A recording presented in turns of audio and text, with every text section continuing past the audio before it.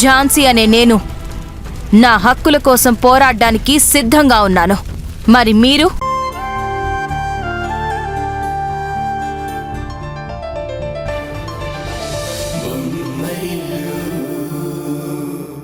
ఇదంతా చేయించింది నీ అనుమానం నిజమే రాధా. మన అబ్బాయిని అరెస్ట్ చేయించింది కిరణ్మయ్యే. ఇప్పుడు తేజాన్ని ప్రసన్నం చేసుకోవాలి అంటే ఆ కిరణ్మయ్య కోపాన్ని తగ్గించాలి. అది మన వల్ల ఏ పని కాదు. అలా అని ఈ విషయాన్ని ఇంతటితో వదిలేస్తారా? మన వల్ల కాదని మన కొడుకుని వాళ్ళకు బలి చేసేస్తారా? ఏమో రాధా, మన కొడుకుని ఎలా రక్షించుకోవాలో నాకు అర్థం కావటం లేదు. వాణ్ణి ఎలా తిరిగి తెచ్చుకోవాలో నాకు బోధపడటం లేదు.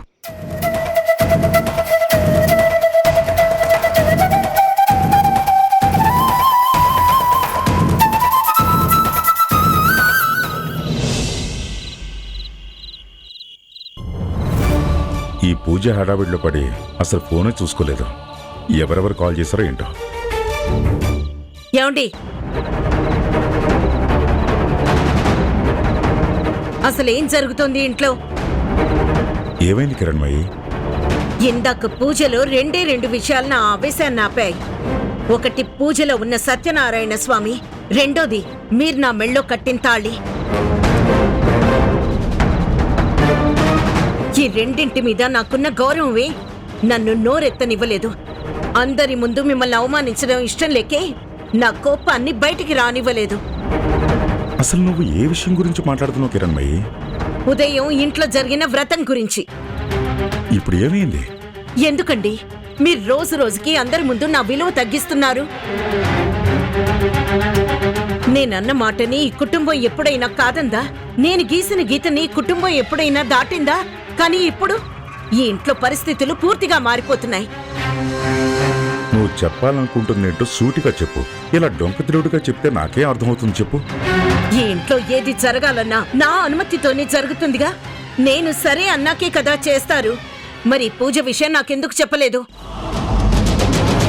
మీ అంతట మీరే నిర్ణయాలు ఎందుకు తీసుకున్నారు?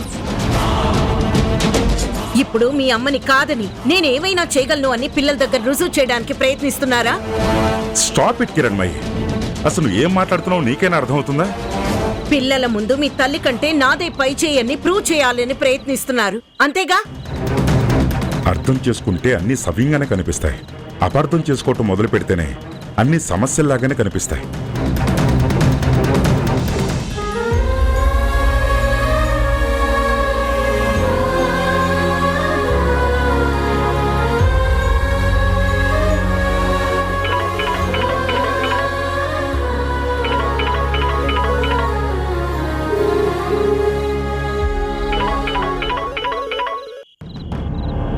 చెప్పు తరుణ్. థ్యాంక్స్ చెప్పడానికి కాల్ చేశాను. థ్యాంక్సా? ఎందుకు? నాన్న మాటను గౌరవించి పూజకు ఒప్పుకొని ఇంటికొచ్చినందుకు. వచ్చాను, వెళ్ళాను. దానివల్ల ఎవరికేం ఉపయోగం జరిగింది? నాన్న మాట నిలబడింది. అత్తయ్య గారి మాటని ఎదిరించినట్టు అయ్యింది. ఆమె పంతాన్ని ఛాలెంజ్ చేసినట్టు కూడా అయ్యింది. అలా అని ఎందుకు అనుకుంటున్నావు? జరిగింది అదే కాబట్టి ఇలా జరుగుతుందని నాకు తెలుసు కనుకే నేను రాను అని చెప్పాను. అత్తయ్య గారి ముందు ఒక దోషిలా నిలబడాల్సి వస్తుంది కనుకే నన్ను ఇబ్బంది పెట్టొద్దు అన్నాను. కాని మీరు విన్నారా?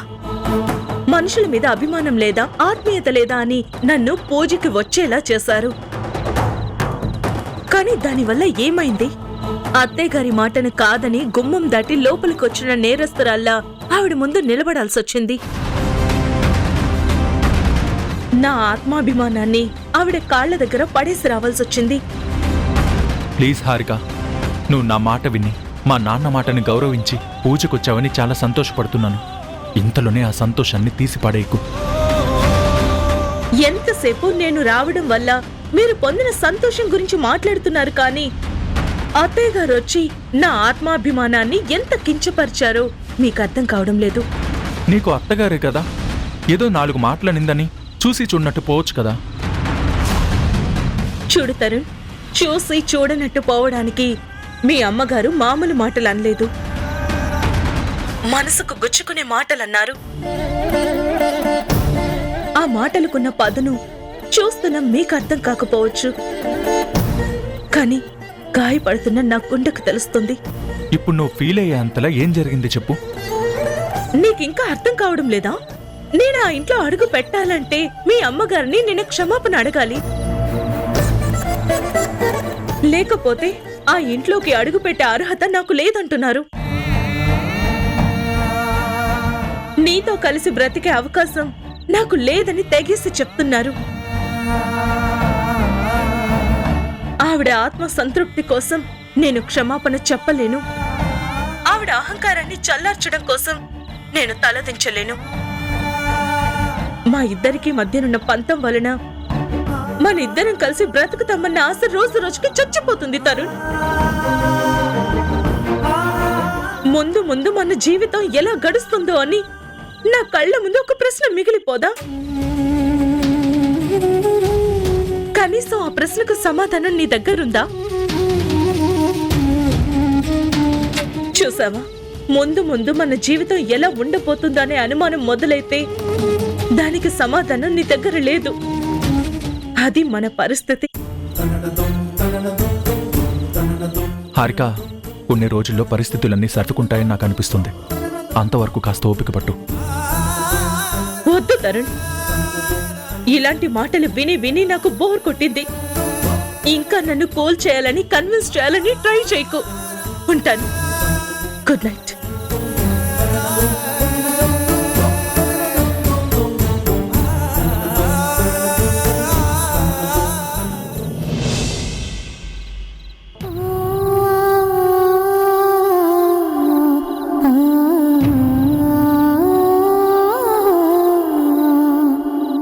అన్నయ్యని పోలీసులు అరెస్ట్ చేసిన విషయం గురించి ఒకసారి అత్తయ్య గారితో మాట్లాడితే.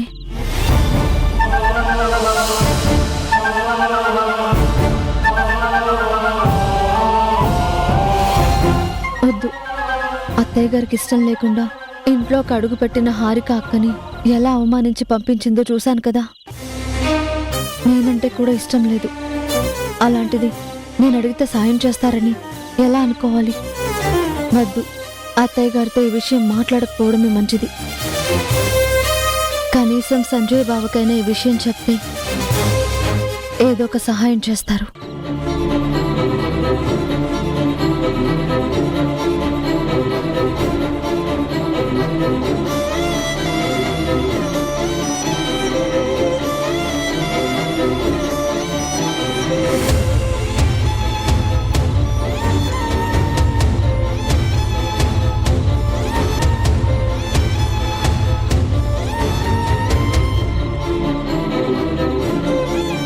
ఉషా,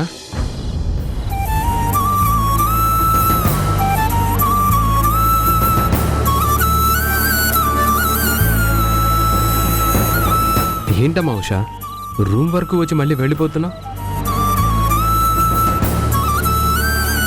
ఏమైనా మాట్లాడడానికి వచ్చావా? అవును బావగారు. దేని గురించమ్మా? అన్నయ్యని పోలీసులు అరెస్ట్ చేశారంట.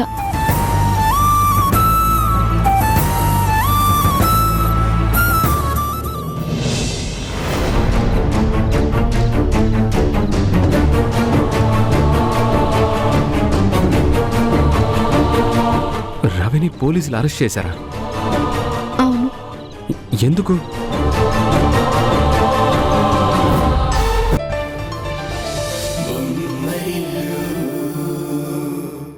ఏంటి, కాఫీ ఇవ్వడాలు సేవలు చేయడాలు అత్తమామలకి మాత్రమేనా? ఏంటి పెద్ద కోడలికి లేవా? అందరితో పాటు నాకు కూడా ఒక కప్పు కాఫీ ఇస్తే నీ సొమ్ము ఏమైనా పోతుందా? నీ అహం ఏమైనా దెబ్బతింటుందా? అహం చూపించే వాళ్ళెవరూ లేరక్క. మరి నువ్వు చూపిస్తున్నావు కదా. అత్తమామల్ని కాక పట్టడానికి కాఫీలు టీలు ఇస్తావు. అదే చేత్తో నాకెందుకు ఇవ్వవు? ఇప్పుడు కాఫీ టీల గురించి ఇంత చర్చ అవసరమా? చర్చ కాఫీ టీల గురించి కాదు, కేర్లెస్నెస్ గురించి. అంత కేర్లెస్గా నేనేం చేశానక్క? పెద్ద కోడలు నన్న గౌరవం నువ్వు ఇవ్వడం లేదు. నేను ఎదురైనా నన్ను చూసి చూడనట్టుగా వెళ్ళిపోతున్నావు. సరే అక్క, ఇప్పుడు ఏం కావాలి? నాకు ఒక కప్పు కాఫీ కావాలి, తెచ్చివ్వు. సరే అక్క, పంపిస్తాను. హలో, మళ్ళీ ఏంటక్క? పంపిస్తావా? ఎవరితో? పండుతోనా? పండుకి పాండేకి నేనే ఆర్డర్ వేసి కాఫీ తెప్పించుకోగలను. నువ్వు మరీ అంత శ్రమ పడాల్సిన అవసరం లేదు. సరే అక్క, నేనే తెస్తాను. ఏ ఆగు, నీకన్నా పెద్దదాన్ని, ఈ ఇంటి పెద్ద కోడల్ని. నేను మాట్లాడుతూ ఉంటే నాకు మర్యాద ఇవ్వకుండా వెళ్ళిపోతున్నావేంటి? సరే చెప్పక్క. నిన్నేమో మీ ఆయన పక్కన హాయిగా కూర్చొని వ్రతం చేసుకున్నాం. ఇప్పుడేంటి తెగ కన్నీళ్లు కార్చేస్తున్నావు? ఈ కన్నీళ్లు బాధతో వస్తున్నాయా లేదా ఎవరినైనా బుట్టలో వేసుకోవడానికి వస్తున్నాయా? అంటే ఏంటక్క నీ ఉద్దేశం? కన్నీళ్లు కూడా కావాలని తెచ్చుకొని ఏడుస్తారా? ఏమో, ఎవరికి తెలుసు? బాధ గుండెల్లో పరిగెత్తినప్పుడు కళ్ళల్లోంచి కన్నీళ్ళొస్తాయి. నాకు తెలిసిన కన్నీళ్లు అవే. కావాలని తెచ్చుకునే కన్నీళ్లు ఎలా ఉంటాయో నాకు తెలీదు. ఇప్పుడు అంత కష్టం ఏమొచ్చిందో? నిన్నేమో మా ఆయన దగ్గర, ఇప్పుడేమో అత్త మామయ్యల దగ్గర కన్నీళ్లు కారుస్తున్నావు. ఏంటి సంగతి? ఏంటి పెద్ద కోడలికి కూడా చెప్పకూడదా? ఒక మనిషిని చూడగానే మనసులో ఉన్న బాధని చెప్పుకోవాలి అంటే ఆ మనిషికి వినే అర్హత ఉండాలి. ఆ మనిషితో చెప్పేంత చనువు రావాలి. ఆ మనిషికి చెప్తే కాస్త ఓదార్పు దొరుకుతుందని భరోసా ఉండాలి. ఆ విలువలేని మనిషికి గుండెల్లో ఉన్న బాధ చెప్పినా గోడకి చెప్పినట్టే ఉంటుంది. అంటే ఏంటి నీ ఉద్దేశం? నేను మరీ అంత చెడ్డదానిలా కనిపిస్తున్నానా? లేదా మనుషుల బాధల్ని అర్థం చేసుకోలేనని అనుకుంటున్నావా? కన్నీళ్ల గురించి తేలిగ్గా మాట్లాడినప్పుడే అర్థమైందక్క. ఎదుటి మనిషి బాధని అర్థం చేసుకునే గొప్ప హృదయం నీకు లేదని. నా కన్నీళ్ల గురించి నీకు చెప్పాలని లేదు, చెప్పే అవసరం కూడా ఎప్పుడూ రాదు.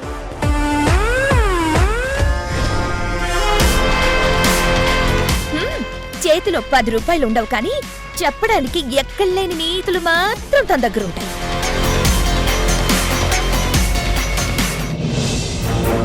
ఒక ముఖ్యమైన విషయం గురించి మాట్లాడడానికి మీ యూనియన్ లీడర్స్ని పిలిపించాను. ఏ విషయం గురించి సార్? రవి తన జాబ్కి రిజైన్ చేసి వెళ్ళిపోయిన తర్వాత మళ్ళీ ఫ్యాక్టరీ దగ్గరికి దేనికొచ్చాడు? వచ్చినప్పుడు మీతో ఏం మాట్లాడాడు? నిజానికి రవి జాబ్ మేనేజ్మెంట్ వాళ్ళే తీసేశారనే అపోహలో రవికి న్యాయం జరగాలని, తనకి మళ్ళీ ఉద్యోగం తెప్పించాలని వర్కర్స్ అందరం స్ట్రైక్ చేద్దాం అనుకున్నాం సార్.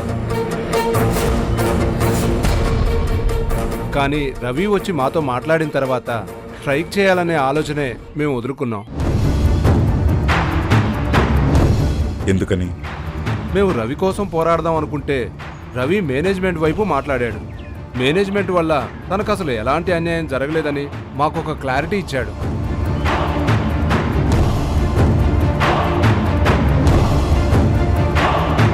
రవి తనంతట తానుగానే రిజైన్ చేశానని, దానిలో యాజమాన్యం తప్పేమీ లేదని, అనవసరంగా స్ట్రైక్ చేసి మీ జీవితాలు పాడు చేసుకోవద్దని మమ్మల్ని హెచ్చరించాడు సార్.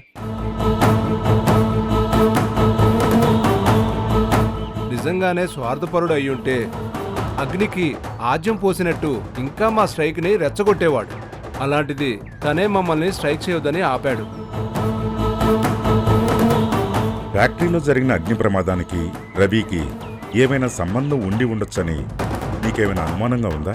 రవి నిజంగా చాలా మంచివాడు సార్. తన పనేదో తను చేసుకుంటూ పోతుండేవాడు. అనవసరమైన విషయాల్లో ఎప్పుడూ కలగజేసుకునేవాడు కాదు సార్. అసలు తనకి ఈ అగ్ని ప్రమాదానికి ఎలాంటి సంబంధం ఉండదని మా అభిప్రాయం. అలా అయితే ఈ అగ్ని ప్రమాదానికి కారణం ఏవై ఉంటుంది? సార్, మీకు తెలియదేముంది? మీలాంటి స్థాయిలో ఉన్న వాళ్ళందరికీ ఖచ్చితంగా ఒక పక్క శత్రువులు ఉండనే ఉంటారు. ఏదో విధంగా దెబ్బతీయడానికి ప్రయత్నిస్తూ ఉంటారు. అలాంటి వాళ్ళు ఎవరి వల్లైనా ఈ అగ్ని ప్రమాదం జరుగుంటుందని నాకు అనిపిస్తుంది సార్. వీళ్ళేంటి రవి గురించి ఇంత కాన్ఫిడెంట్ గా చెప్తున్నారు? అంటే రవి నిజంగానే నిర్దోష? తను నిజంగానే ఏ తప్పు చేసుండడా? బహుశా నేనే తొందరపడి ఉంటానా? అయితే ఫ్యాక్టరీలో జరిగిన అగ్ని ప్రమాదంలో రవి తప్పు ఏమీ లేదంటారు. సార్, ఒక చిన్న మాట చెప్పనా? ఒక చిన్న నిప్పుతో దీపం వెలిగించుకోవచ్చు. ఆ దీపంతో చీకట్లో ఉన్న దారిని వెతుక్కోవచ్చు. రవి నిప్పే సార్, ఒప్పుకుంటాను. కానీ ఆ నిప్పు దీపం వెలిగించుకోవడానికి పనికొచ్చే నిప్పు, అంతేకాని జీవితాల్ని నాశనం చేసే నిప్పు కాదు. దీన్ని బట్టి మీరే అర్థం చేసుకోండి సార్. సరే, ఇక మీరు వెళ్ళొచ్చు. సరే సార్, ఉంటాం సార్.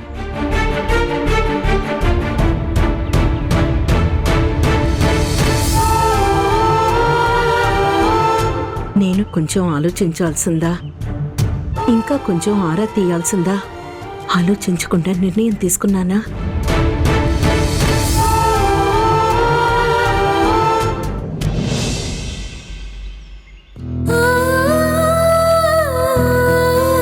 అన్నయ్య విషయం అమ్మ వాళ్ళు నాకెందుకు చెప్పలేదు? నాకు తెలిస్తే నేను బాధపడతాననుకున్నారేమో. వాళ్ళ బాధ నాకు కూడా పంచడం ఎందుకులే అనుకున్నారేమో. అలాంటప్పుడు ఈ విషయం నాకు కూడా తెలియనట్టు ఉంటేనే మంచిది. అన్నయ్య రిలీజ్ అయిన తర్వాతే అమ్మ నాన్నలకి ఫోన్ చేయాలి.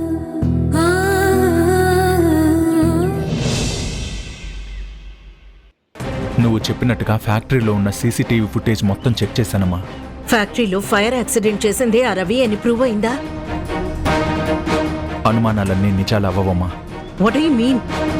ఒక వ్యక్తి ఫ్యాక్టరీ మీదకి పెట్రోల్ బాటిల్ విసరడం అయితే నిజం, కానీ అతన్ని ఒడ్డు పొడుగు ఏవి రవితో సమానంగా లేవు. ఆ ఒక్క ఆధారంతో రవి నేరస్తుడు కాదని ఎలా చెప్పగలవు? ఆ ఇన్సిడెంట్ జరిగిన సమయంలో రవి కూడా ఫ్యాక్టరీ ఆవరణలో లేడమ్మా. నువ్వు తొందరపడి రవిని అరెస్ట్ చేయించావు. ఖచ్చితంగా ఇది నీ పొరపాటే అమ్మా. ఎవరి మీదైనా అనుమానం రావడం సహజమే, కానీ ఆ అనుమానం నిజమో కాదో మనం ముందుగా తేల్చుకోవాలి. లేకపోతే అవతల వ్యక్తికి జీవితాంతం అది ఒక అవమానంగా మిగిలిపోతుంది. నా కళ్ళకు కనిపించిన విషయాల్ని బట్టి, నా చుట్టూ జరిగిన సంఘటనల్ని బట్టి నేనతన్ని నేరస్తుడని అనుకున్నాను. అందులో నేను చేసిన తప్పే ఉంది? మన కళ్ళ ముందు కనపడిన విషయాల్ని బట్టి మనుషుల మీద అనుమానం కలగొచ్చు, కానీ ఆధారాలు లేకుండా అనుమానితుల్ని శిక్షించకూడదు. నువ్వు రవి మీద పెట్టిన కేసు రిటర్న్ తీసుకుంటే మంచిదే. లేకుంటే చెయ్యని తప్పుకి రవిని స్టేషన్లో పెట్టించినందుకు జీవితాంతం నాన్న నిన్ను క్షమించరు.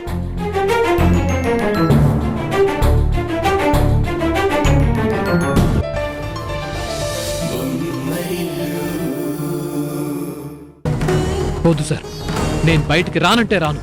రవి ప్లీజ్, ఇంత మొండితనం నీకు పనికిరాదు. నేరస్తుడని ముద్ర వేసుకుని బయటకు వెళ్తే నాకెవ్వరూ పనివ్వరు సార్. నా చేతిలో పని లేక, తల్లిదండ్రుల్ని పోషించుకునే అవకాశం లేక వాళ్లకు భారంగా మారి వాళ్ళ మీద పడి తినాల్సి వస్తుంది. అలాంటి దుస్థితి నాకొద్దు సార్. దానికి బదులు ఈ జైలు 4 గోడల మధ్య బతకడం మేలు. రవి రవి రవి, నీకు ఎలా నచ్చ చెప్పాలో కూడా అర్థం కావటం లేదు. నిన్ను బయటికి తీసుకురావడానికి ఇక నాకు వేరే దారేది కనిపించడం లేదు.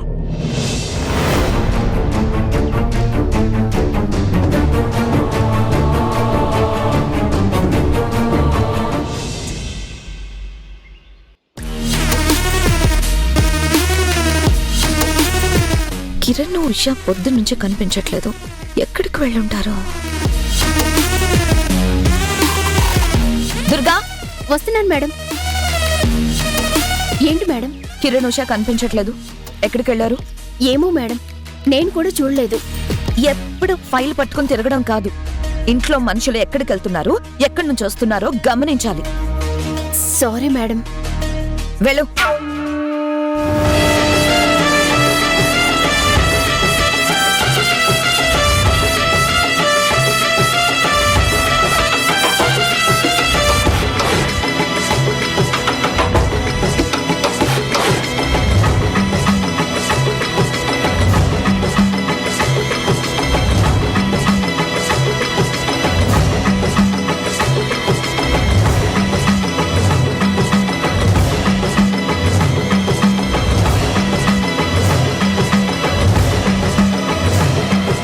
ఏమైంది? మీ తమ్ముడు ఉషా ఎక్కడ కనిపించట్లేదు. ఎక్కడికి వెళ్ళి ఉంటారు? మొగుడు పెళ్ళాలు వాళ్ళు ఎక్కడికైనా వెళ్తారు. దాని గురించి నువ్వు టెన్షన్ పడతావు ఎందుకు? అది కాదు సంజయ్. పాపం ఉషా నిన్నటి నుంచి తన మనసు బాలేనట్టుంది. ప్రపంచంలో ఉన్న బాధంతా తన నెత్తి మీద కూర్చున్నట్టు తెగ ఏడుస్తోంది. ఏమైంది ఉషా అని అడిగినా ఒక్క మాట చెప్పదు. తన మనసులో ఉన్న బాధ ఏంటో పంచుకోదు. ఇలాంటి టైంలో కిరణ్ ఉషాని సరదాగా వెళ్దాము, షికార్కి వెళ్దామని తీసుకెళ్తే ఎలా చెప్పు? ఏముంది, కిరణ్ని బయటికి తీసుకురావడం వల్ల ఉషా మనసేమైనా కాస్త తేలిక పడొచ్చు కదా. సంజయ్, నువ్వన్నట్టు తేలిక పడితే సరే, కానీ వాళ్ళిద్దరి మధ్య తగాదాలు మొదలైతే? తగాదాలు మొదలవుతాయా? ఎందుకు? ఎప్పుడు ఆ ల్యాప్టాప్ లో తల పెట్టుకొని పని చేసుకోవడం కాదు, తలకాయతో కాస్త ఆలోచించాలి కూడా. ఉషాని చూస్తే బాధపడే మూడ్లో ఉంది. కిరణ్ ఏమో సరదాగా ఎంజాయ్ చేసే మూడ్లో ఉన్నాడు. ఇలా ఇద్దరు వేరే వేరే మైండ్ సెట్ లో ఉన్నప్పుడు మాట మాట అనుకోవచ్చు, అభిప్రాయ భేదాలు మొదలవ్వచ్చు. దాంతో వాళ్ళిద్దరి మధ్య పెద్ద గొడవలే పుట్టుకురావచ్చు. ఎవరికి తెలుసు? కరెక్టే. అసలే ఉషా చాలా బాధలో ఉంది. తన బాధ గురించి కిరణ్కి చెప్పలేదు. అలాగని కిరణ్కి తగ్గట్టు నడుచుకోలేదు. అసలు వాళ్ళు ఎక్కడికి వెళ్లారు? ఇంకా ఆలోచిస్తున్నారేంటండి? ఎక్కడికెళ్లారో కనుక్కోండి.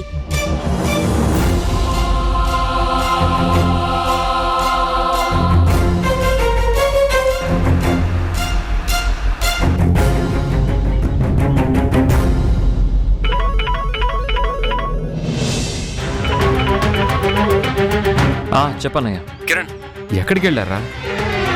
ఉషాని వాళ్ళ ఇంటికి తీసుకెళ్తున్నాను అన్నయ్య. ఏంటి, ఉషాని వాళ్ళ ఇంటికి తీసుకెళ్తున్నావా? అది ఈ టైంలోనా? ఏంటన్నయ్య, నేను తీసుకెళ్లేది వాళ్ళ ఇంటికే, పక్క దేశానికి కాదు. దేనికంత షాక్ అవుతున్నావు? అదేం లేదు. ఒకసారి ఉషాకి ఫోన్ ఇవ్వు. ఓకే. ఉషా, అన్నయ్య నీతో మాట్లాడాలంట. చెప్పండి బావగారు. ఈ సమయంలో మీ ఇద్దరు మీ పుట్టింటికి వెళ్ళడం మంచిది కాదు. అసలే రవి పోలీస్ స్టేషన్లో ఉన్నాడు. మీ ఇంట్లో వాళ్ళందరూ బాధపడుతూ ఉంటారు. ఈ సమయంలో కిరణ్ అక్కడికి తీసుకెళ్తే మళ్ళీ వాడి ఆలోచనలు మారచ్చు. అది వాడి ఆరోగ్యం మీద ప్రభావం చూపించవచ్చు. అవును బావగారు, మీరు చెప్పింది నిజం. ఏదోలా ఒప్పించి వాడిని ఇంటికి తీసుకొచ్చేమ్మా. పరిస్థితులు చక్కబడ్డాక అప్పుడు మీ ఇంటికి వెళ్ళొచ్చు. సరే బావగారు. ఓ అవునా? అయ్యో సరే సరే, మేమిప్పుడే వెనక్కి తిరిగి వచ్చేస్తున్నాం బావగారు. మా ఇంటికి ఇంకెప్పుడైనా వెళ్ళొచ్చులే. ఉంటాను. ఏమైంది? ఏమండి, అర్జెంటుగా కారు వెనక్కి తిప్పండి. ఏమైంది సంజయ్? వాళ్ళు తిరిగి వచ్చేస్తున్నారు. కార్ ఎందుకు వెనక్కి తిప్పాలి? నీకు మీ ఇంటికి వెళ్ళాలని లేదా? బావగారికి మీతో ఏదో అర్జెంటు పనుందంట, అందుకే ఇంటికి రమ్మంటున్నారు. ఆల్రెడీ సగం దూరం వచ్చేసాం కదా. సగం దూరమే వచ్చాం, కానీ ఇంటికి వెళ్ళడానికి ఇంకా సగం దూరం వెళ్ళాలి కదా. మా ఇంటికి ఇంకోసారి ఎప్పుడైనా వెళ్దామండి. ముందు యూటర్న్ తీసుకోండి. సరే.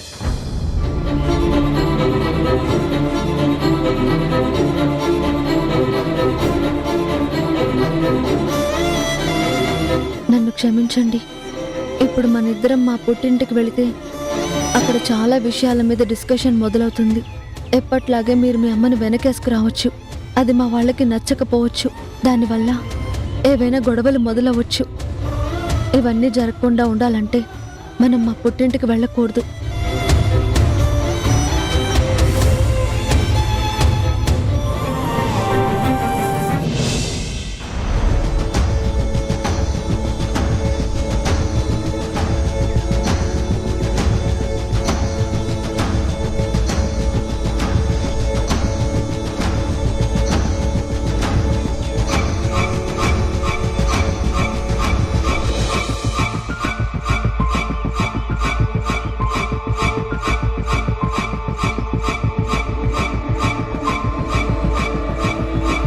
ఏమండి, ఏమైంది? ఎందుకంత కంగారుగా తిరుగుతున్నారు? ఏమండి, మిమ్మల్నేనండి. ఏమైంది? మనం ఒక గుంటనక్కని ఎంచుకున్నాం. అది తెలివైందే, కానీ బలహీనమైంది. ఆ గుంటనక్క మనకి సాయం చేసినన్ని రోజులు బాగానే చేసింది. కానీ తన చుట్టూ ఏదైనా బలమైన ఉచ్చు బిగుసుకుంటే ఆ గుంటనక్క బలహీనపడి మనల్నే బయటికి ఇడుస్తుందేమోనని భయంగా ఉంది. అసలు మీరెవరి గురించి మాట్లాడుతున్నారు? ఆ సోని గురించే మాట్లాడుతున్నారా? అవును స్వర్ణ, ఆ సోని మనం చెప్పిందల్లా విన్నది, పెట్టిందల్లా తిన్నది, మనకు కావాల్సిన ఇన్ఫర్మేషన్ అంతా ఇచ్చింది. మనం ఎలా ఆడిస్తే అలా ఆడింది. కానీ ఇప్పుడు అక్కడ జరుగుతున్న పరిణామాలకి తగ్గట్టుగా తను కూడా మారిపోతుందేమోనని కొంచెం అనుమానంగా ఉంది. మార్పు అంటే ఎలాంటి మార్పు వస్తుందని మీరనుకుంటున్నారు? ఈ గుంటనక్క హఠాత్తుగా విశ్వాసం గల కుక్కలా మారిపోతుందేమోనని. పోలీసులకు భయపడి మన పేర్లు ఎక్కడ బయటికి చెప్పేస్తుందేమోనని. మీరే అంటున్నారుగా విశ్వాసం గల కుక్కగా మారుతుంది అని. తనొకవేళ విశ్వాసం గల కుక్కగా మారినా ఆ విశ్వాసం చూపించేది మనకే. ఎందుకంటే బిస్కెట్లు తిన్న కుక్క తోక ఊపుతుందే కాని కరవదు, మొరగదు. తను కూడా అంతే.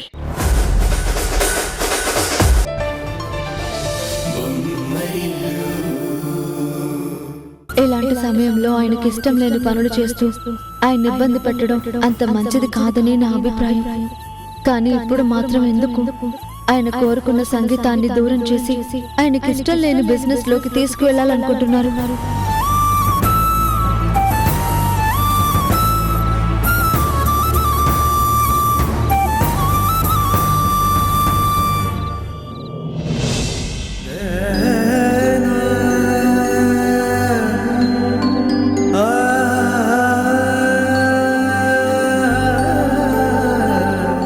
ఏంటి కిరణ్ ఇలా వచ్చావు?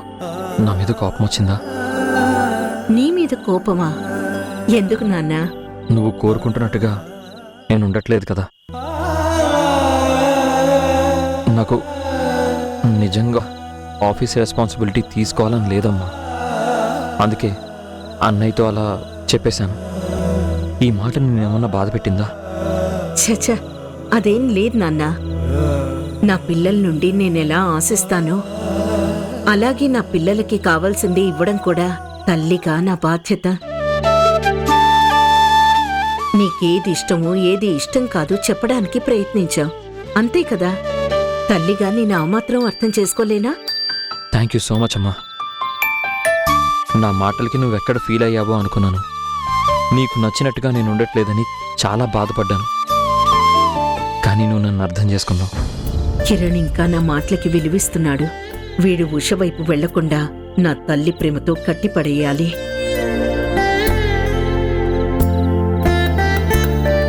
అమ్మా, గుడ్ నైట్ అమ్మా. కిరణ్, అమ్మా, ఉషకి నీకు మధ్య అంతా సవ్యంగానే ఉందా? నువ్వు నన్ను ఎంతగా ప్రేమిస్తున్నావో ఉషా కూడా నన్ను అంతగానే ప్రేమిస్తుందమ్మా. నా జీవితంలో నువ్వు ఉషా రెండు కళ్ళు లాంటి వాళ్ళు. ఎవరెక్కువ అంటే చెప్పడం చాలా కష్టం. అయినా ఇవన్నీ ఇప్పుడెందుకు అడుగుతున్నావమ్మా? నువ్వు సంతోషంగా ఉండడం కావాలి. ప్రతి క్షణం బాధ అనేది తెలియకుండా బ్రతకాలి. అందుకే నీకనుగుణంగా నీ భార్య ఉందో లేదో అని తెలుసుకుంటున్నాను. థ్యాంక్ యూ సో మచ్ అమ్మా. నువ్వెప్పుడూ నా మంచి కోసమే ఆలోచిస్తావు. కానీ నేనే నీకు ఇష్టం వచ్చినట్టు ఉండలేకపోతున్నాను. నా బిహేవియర్ నిన్నేమన్నా ఇబ్బంది పెట్టుంటే వన్స్ అగైన్ ఐఎమ్ సారీ. తల్లి బిడ్డల మధ్య కన్నపేగు బంధమే ఉండాలి కానీ క్షమాపణలు ఉండకూడదు నాన్నా. సరే, ఇప్పటికే చాలా లేట్ అయింది, వెళ్ళి పడుకో. గుడ్ నైట్ అమ్మా. Good night.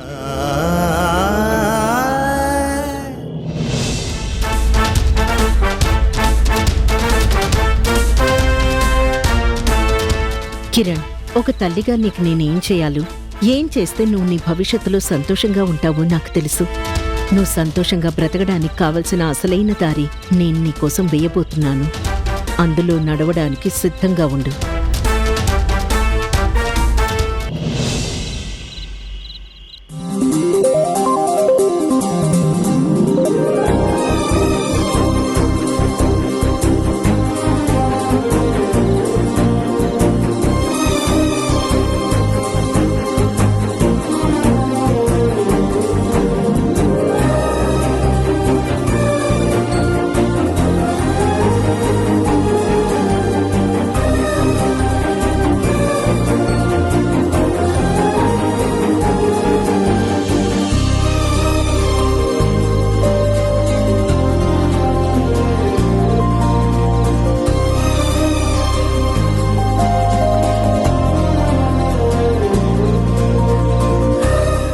ఉషా, ఏంటి అంత శ్రద్ధగా ఏదో రాసేస్తున్నావు?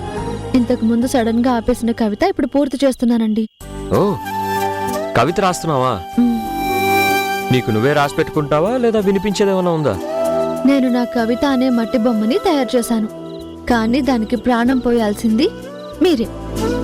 కవిత రాసేటప్పుడు నిన్ను కదిలిస్తే నీ మాటలు కూడా కవితల్లాగే వినిపిస్తాయి.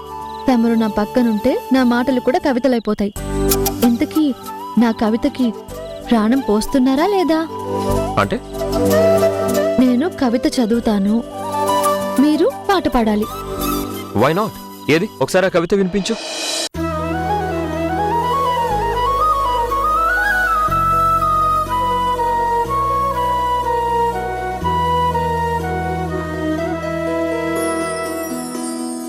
పొన్న చెట్టు నీడలోన మేను వాల్చిన పొగడ పూలమాల నీకై అల్లి ఉంచిన. పొన్న చెట్టు నీడలోన మేను వాల్చిన పొగడ పూలమాల నీకై అల్లి ఉంచిన. సరాగాల వేళ కృష్ణ సమీపించవా, పరాగాల సేవ నీకే నివేదించనా. సరాగాల వేళ కృష్ణ సమీపించవా, పరాగాల సేవ నీకే నివేదించనా. కదలనంది చూడు యమున, అలకబూని చూడు లలన, నీ రాధవే చేనురా. కదలనంది చూడు యమునా, అలకబూనె చూడు లలనా, నీ రాధవే చేనురా. వేణుగానలోలను ఓపలేని ప్రేమను రాగబంధమై కృష్ణ రావేలరా. వేణుగానలోలను ఓపలేని ప్రేమను రాగబంధమై కృష్ణ రావేలరా.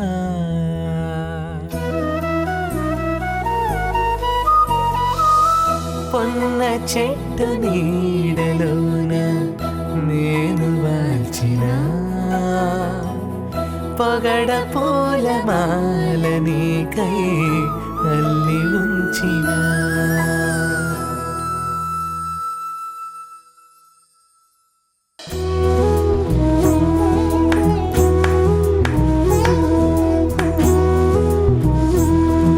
అద్భుతంగా ఉంది. అచేతనంగా పడి ఉన్న నా కవితకి మీ స్వరాలు చేరిన తర్వాత చలనం వచ్చినట్టు అనిపిస్తుంది. మరీ ఎక్కువగా పొగిడేస్తున్నావేమో. పొగిడితే తప్పే ఉంది. అద్భుతాలను చూసి ఆశ్చర్యపోతూ కూర్చోకూడదు. వాటికి కావలసినన్ని పొగడ్తలు కూడా పొగడాలి. నిజంగా చాలా చాలా బాగుంది మీ పాట. అప్పుడే విరిసిన పువ్వుల్లా, అప్పుడే కురిసిన మంచు బిందువుల్లా, అప్పుడే గుప్పుమన్న మంచి గంధంలా ఉంది. Thank you.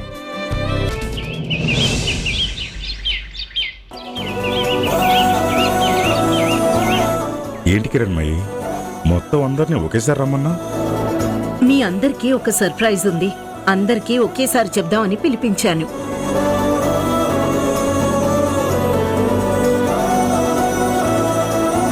సర్ప్రైజా? ఏంటమ్మా అది? చెప్తాను, బట్ ఈ సర్ప్రైజ్ అందరికీ నచ్చుతుందని ఎక్స్పెక్ట్ చేస్తున్నాను, ఎస్పెషల్లీ కిరణ్కి.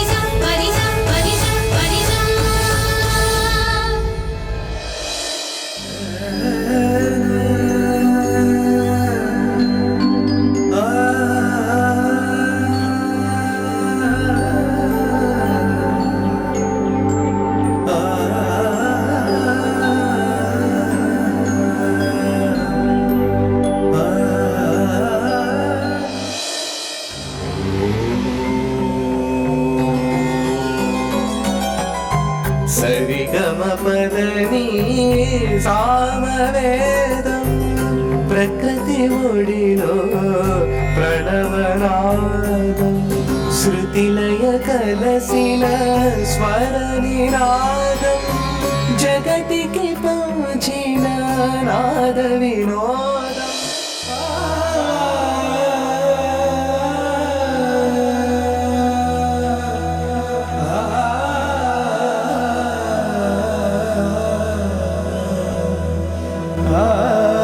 ఏమైంది నాన్న? ఎందుకంత ఇమోషనల్ గా ఫీల్ అవుతున్నావు? ఈ స్టేజ్, ఈ మూమెంట్, నా ఆరాధ్య దైవం మురళీ మనోహర్ చౌరాసియా గారి ముందు నేనివ్వబోయే ఈ పెర్ఫార్మెన్స్, ఈరోజు ఇదంతా నా కలమ్మా.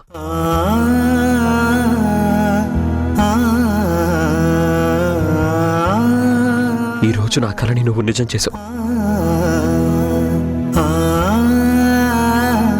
థ్యాంక్స్ అమ్మా. అమ్మకెవరైనా థ్యాంక్స్ చెప్తారా? చెప్పాలమ్మా. పిల్లలకి జన్మనివ్వడం, వాళ్ళని పెంచి పెద్ద చేయడం, ఇవన్నీ ఎవరైనా చేస్తారు. కానీ పిల్లల ఆశయాన్ని అర్థం చేసుకొని వాటిని గౌరవించి అవి తీర్చడం కోసం కష్టపడే తల్లిదండ్రులు చాలా అరుదుగా ఉంటారు. నీలాగా.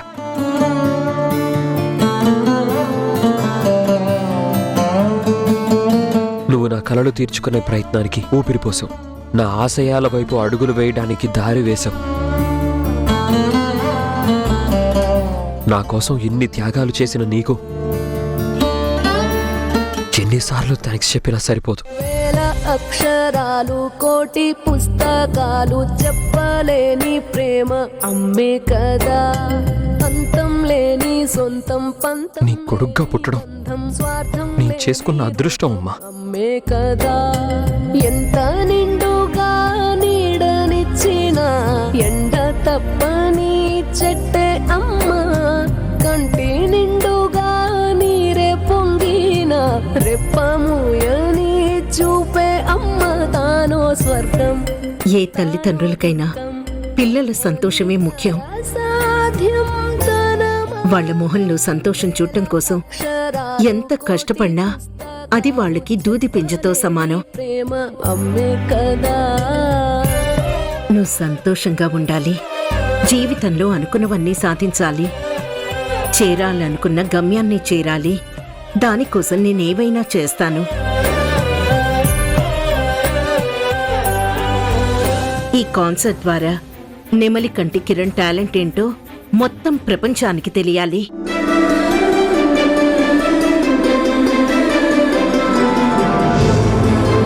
All the best Kiran.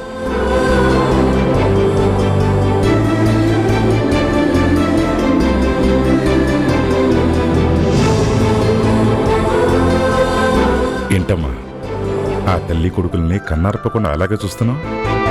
వాళ్ళిద్దరు అనుబంధం చూస్తూ ఉంటే చాలా ముచ్చటేస్తుంది మావయ్య. తల్లిని అమితంగా ప్రేమించే కొడుకు, కొడుకు కోసం ఏమైనా చేసే తల్లి. ఇప్పటికైనా నీకు అర్థమైందా మీ అత్తగారి గురించి? తన సంతోషం ఎప్పుడు తన కొడుకులోనే వెతుక్కుంటుంది. తన కొడుకు బాధపడితే తను కన్నీరు పెట్టుకుంటుంది. కిరణ్మయ్య బయటికి కొంచెం కటువుగా కనిపిస్తుంది, కానీ ఆ తల్లి కొడుకు దగ్గరకు వచ్చేసరికి వెన్నలా కరిగిపోతుంది. నిజమే మావయ్య. అత్తయ్య గారు గనక పూనుకోకపోతే ఆయనలోని ప్రతిభ ఆయనలోనే ఉండిపోయేది. ఈ రోజు అత్తయ్య గారు ఏర్పాటు చేసిన ఈ కాన్సర్ట్ వల్ల ఆయన ప్రతిభ మొత్తం ప్రపంచానికి తెలుస్తుంది. కిరణ్ సాధించబోయే ఈ సక్సెస్ లో నీకు కూడా పాత్ర ఉందమ్మా. అనుకోని పరిస్థితుల వల్ల కిరణ్ మెంటల్ బ్యాలెన్స్ కోల్పోయినప్పుడు తల్లిదండ్రులుగా మా జీవితం అంధకారం అయిపోయింది. మళ్ళీ మా కిరణ్ని మామూలు మనిషిగా చూస్తామన్న నమ్మకం కోల్పోయి జీవోత్సవంలో అయిపోయామమ్మా. కానీ అలాంటి పరిస్థితుల నుంచి కిరణ్ని బయటికి తీసుకొచ్చి తిరిగి మామూలు మనిషిని చేశావు. ఒక రకంగా నువ్వు వాడికి పునర్జన్మనిచ్చావమ్మా. ఈరోజు జరిగే కాన్సర్ట్లో కిరణ్మయ్య పాత్ర ఎంతుందో నీ పాత్ర కూడా అంతే ఉందమ్మా. మావయ్య, నేను చేసిన దాంట్లో గొప్పేం లేదు. నా భర్తని మామూలు మనిషిని చేసుకోవడం నా బాధ్యత. ఈ రోజు నా భర్త తను ఎంతగానో అభిమానించి మురళీ మనోహర్ చౌరాసియా గారి ముందు పాడబోతున్నారంటే అది నాకు గర్వకారణమే కదా. ఇంత గొప్ప ఆలోచనలు భావాలు ఉన్న అమ్మాయిని మా ఇంటి కోడలుగా చేసినందుకు నా ఫ్రెండ్ ప్రసాద్కి థ్యాంక్స్ చెప్పాలమ్మా.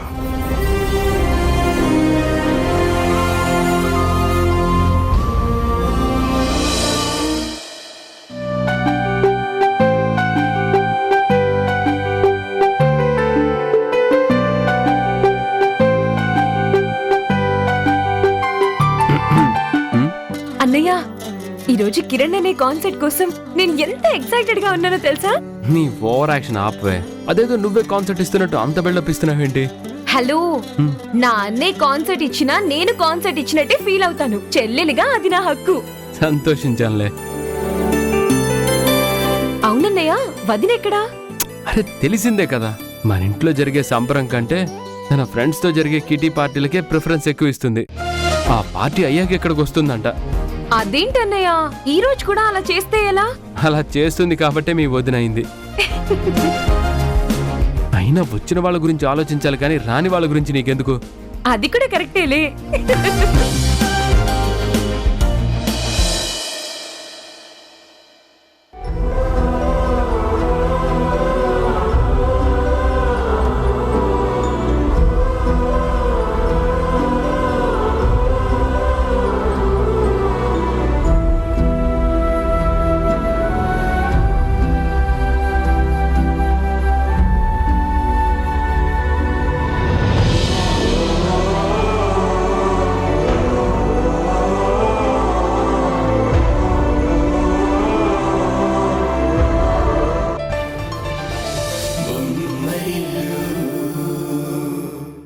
పవిత్రమైన శాస్త్రీయ సంగీతాన్ని వెస్టర్న్ మ్యూజిక్ తో కలిపి ఫ్యూజన్ చేయడానికి నేనెందుకు ప్రయత్నించాను?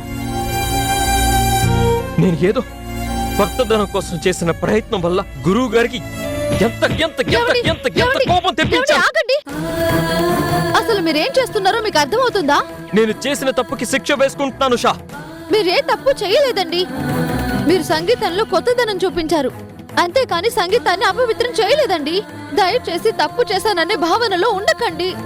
నేను ఎంత కష్టపడి సాధన చేశాను, ఎంత సంకల్పంతో కృషి చేశాను. నేను నేర్చుకున్న సంగీతం ఏది ఈరోజు పనికి రాలేదు. నేను నేర్చుకున్న ఏ స్వరాలు నా ముందున్న లోకానికి ఒక సమర్థవంతుడిగా నన్ను పరిచయం చేయలేదు. నేను దేవుళ్ళ ఆరాధించి ఆ మురళీ మనోహర్ చౌరాసియా గారి ముందే నా సంగీతం నన్ను అవమానించింది. నన్ను ఒక చేతగాని వాళ్ళలాగా ప్రపంచం ముందు నిలబెట్టింది. ఏవండి, నాకు సంగీతం గురించి తెలీదు. అక్కడ ఏం జరిగిందో తెలీదు. ఒకవేళ తప్పు జరుగుంటే అది అనుకోకుండా జరుగుంటుంది. దానికి ఇంత కృంగిపోవాలా? లేదు లేదు షా, చిన్న చిన్న తప్పులైతే ఆయన నన్ను క్షమించేవారు. ఆయన నా మీద అంత కోపగించుకున్నారంటే ఎంత పెద్ద తప్పులు చేస్తుంటానో ఆలోచించు.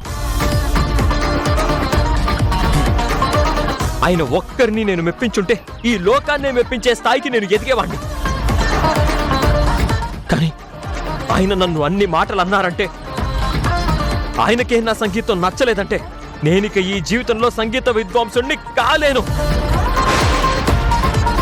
ఆయన అన్నట్టు నేను నిజంగానే సంగీతానికి పనికి రాను. ఏవండి, ఎవరో ఒకరొక మాట అన్నారని మీరు అసమర్థులైపోతారా? ఎవరో ఒక నింద వేశారని మీరు నేర్చుకున్నదంతా వ్యర్థమైపోతుందా? ఆయన గొప్పవారే కావచ్చు, పైగా స్టేజ్ మీద గురువుగా భావించే ఒక మనిషితో మాట్లాడే పద్ధతి అది కాదు. ఆయనకి సభా మర్యాద కూడా తెలీదు. సున్నితమైన విషయాన్ని 10 మందిలో ఎలా చెప్పాలో తెలియని ఆయన అన్న మాటల్ని పట్టించుకుంటారా? లేదు, ఆయన అలా అనకు. ఆయన చాలా గొప్పవారు. ఆయనకున్న పేరుకి, ఆయన సాధించిన దానికి మనం గౌరవం ఇవ్వాలి. ఆయన్ని గౌరవించండి, నేను కాదనడం లేదు. కానీ ఆయన ఏదో అన్నారని మిమ్మల్ని మీరు తక్కువ చేసుకోకండి. నన్ను నేను తక్కువ చేసుకోవడం కాదు. నేను రియలైజ్ అయ్యాను, ఇన్ని రోజులు నాకు తెలిసిందే సంగీతం అనుకున్నాను. కానీ నాకు తెలియంది ఎంతో ఉందని నాకిప్పుడు అర్థమైంది. నాకు రాని దానికోసం నేను ఇన్ని రోజులు కష్టపడ్డాను. నాకు చేతగాని దానికోసం నేను ఇన్ని రోజులు ప్రయత్నించాను. నేను ఈరోజు ఒక గుణపాఠం నేర్చుకున్నాను. మనకి ఏది వచ్చో దాని మీదే శ్రద్ధ చూపించాలి, కానీ చేతగాని దానికోసం పాకులాడకూడదు. ఏవండి, మీరు ఇలా మాట్లాడకండి. నాకు చాలా భయంగా ఉంది. నాకేం కాదు షా, నువ్వేం భయపడకు. నేనిప్పుడు కృంగిపోదలుచుకోలేదు. నిజాన్ని గ్రహించడానికి ట్రై చేస్తున్నాను. అది కాదండి. ఇప్పుడు నా జీవితం మీద నాకు ఒక క్లారిటీ వస్తోంది. నేను మున్ముందు ఏం చెయ్యాలో ఒక నిర్ణయం తీసుకునే టైం వచ్చింది.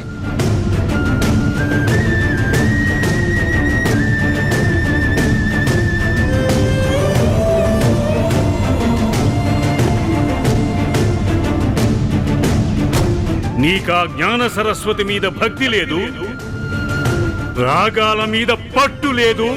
నువ్వు సంగీతానికి సరికావు, సరికావు, సరికావు.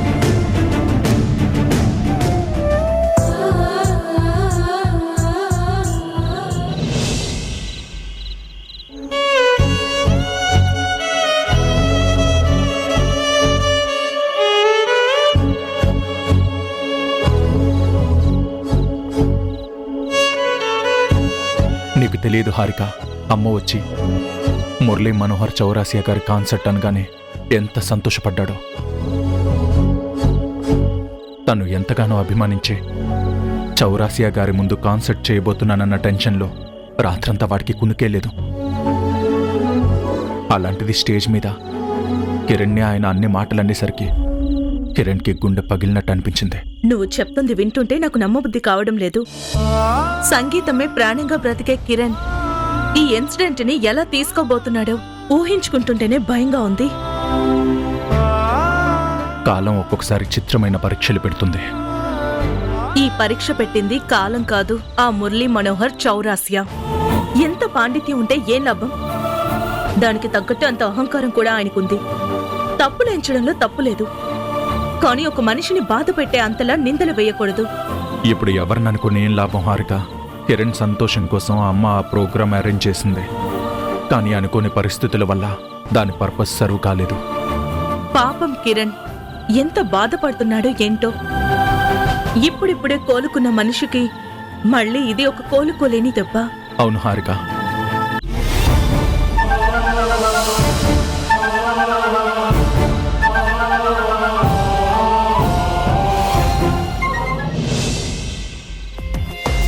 మధు మధురమైన వాకువు నీవే, సప్తవర్ణ రుక్కువు నీవే, లిప్తలోని తత్వం నీవే, సుప్త చేతనత్వం నీవే, ఇహములోని అర్చన నీవే, పరమపదం నిచ్చన నీవే, స్వరములోని శబ్దం నీవే, పదములోని అర్థం నీవే.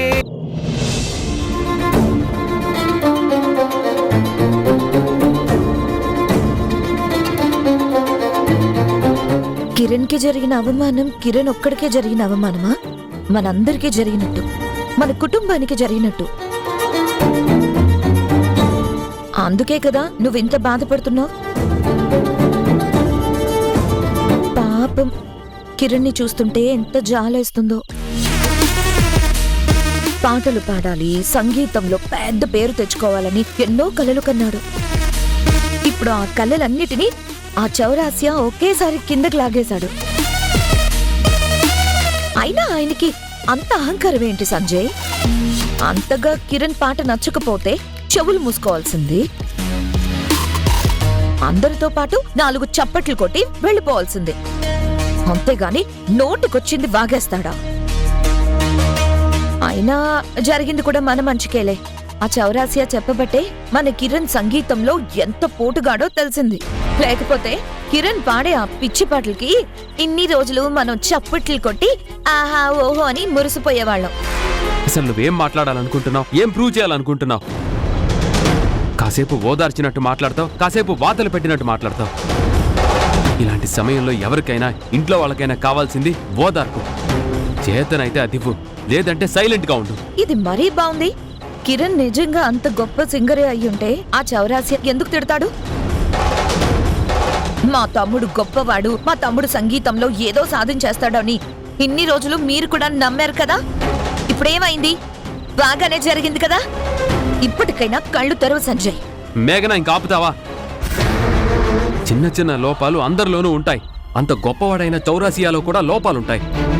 కిరణ్ సరిగ్గా జడ్జ్ చేయకపోయి ఉండొచ్చు, దానికి అంతగా అరవనవసరం లేదు. తమ్ముడి మీద ఈ మాత్రం ప్రేమ ఉండడం సహజమేలే.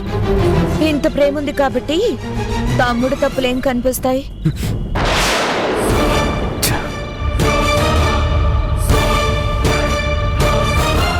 తమ్ముడు గురించి ఈయనే ఇంత అల్లాడిపోతుంటే ఇంకా కొడుకు కోసం ఆ తల్లిగారు ఇంకెంత విలవిల్లాడిపోతున్నారో. నువ్వు పాడిందే రాగం, నువ్వు నేర్చుకున్నదే సంగీతం అనుకుంటున్నావా?